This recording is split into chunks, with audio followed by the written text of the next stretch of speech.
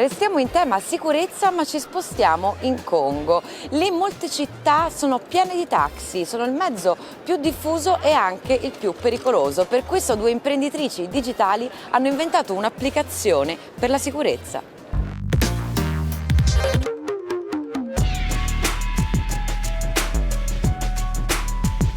Et donc comment Oja fonctionne, c'est simple, c'est une application qui en gros permet aux usagers du quotidien de checker leur taxi avec leur smartphone. Donc en fait on prend le smartphone, on scanne un QR code qui se trouve sur le taxi et on reçoit les informations sur le véhicule, sur le chauffeur. Donc on peut prendre la décision de monter dans ce taxi qui est fiable ou pas. Tout simplement parce que en fait il y a quelques années, moi et Magali, on s'est retrouvés. Moi, je suis arrivée à Kinshasa pour une expatriation. Et à partir de là, en fait, on se rendait compte qu'on n'avait pas de moyens de transport fiables quand on n'avait pas nos propres chauffeurs ou notre propre véhicule.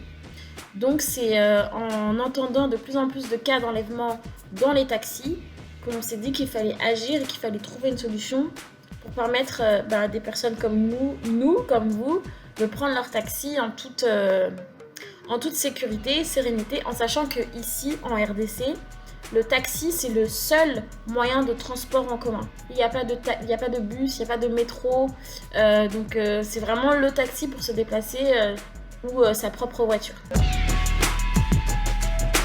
Les institutions, elles, en fait, elles avaient vraiment ce problème à résoudre. Et donc quand on est venu leur proposer la solution, elles étaient très très friandes de la solution. On peut vraiment dire, comme vous le dites, on peut vraiment dire que Oja, c'est une app qui permet aux gens de se déplacer en sécurité. Alors aujourd'hui, notre équipe, effectivement, est en train de lancer plusieurs projets. Il faut savoir que la base, c'était vraiment d'offrir une base de données dynamique à l'hôtel de ville pour permettre à la population d'auto-vérifier leur taxi. Et on a aujourd'hui, cette année, c'est vraiment le projet qui nous tient à cœur, c'est la bancarisation des chauffeurs de taxi. Parce que un chauffeur de taxi, en fait, c'est un micro-entrepreneur. Et donc, on lui permet aujourd'hui, avec notre partenaire Equity BCDC, de le faire entrer dans l'économie formelle en ayant un compte bancaire, commençant par un compte épargne. Et ensuite, demain, ça lui permettra de faire du microcrédit ou ce genre de choses et de vraiment faire grandir son activité. Oja a été fondée par deux femmes, deux hommes. On a beaucoup de femmes dans nos équipes. Ce que j'aimerais dire, c'est que, surtout en Afrique, l'entrepreneuriat féminin doit être soutenu.